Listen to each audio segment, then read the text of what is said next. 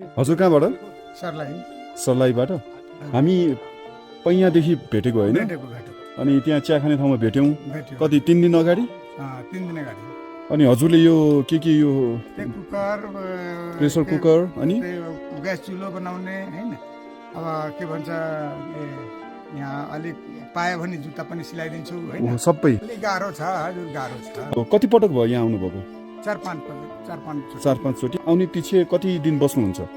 आएपछि 15-20 दिन बसेर फेरि सलेरी जान पसल छ मेरो हैन। अनि हजुरको त यो जस्तै हामीले त यो बुट सुट सबै लाएर आउँछौँ, तपाईँ त नर्मल लुगामै आउनु भएको छ सबै। ए यो बनाउने हो? हजुर।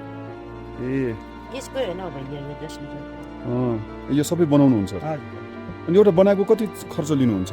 अब हेरी जस्तै जस्तो सामान त्यस्तै निमन कुनेको अब 250 150 यस्तै 300-400 हैन। यति फेर्दाखेरि 500।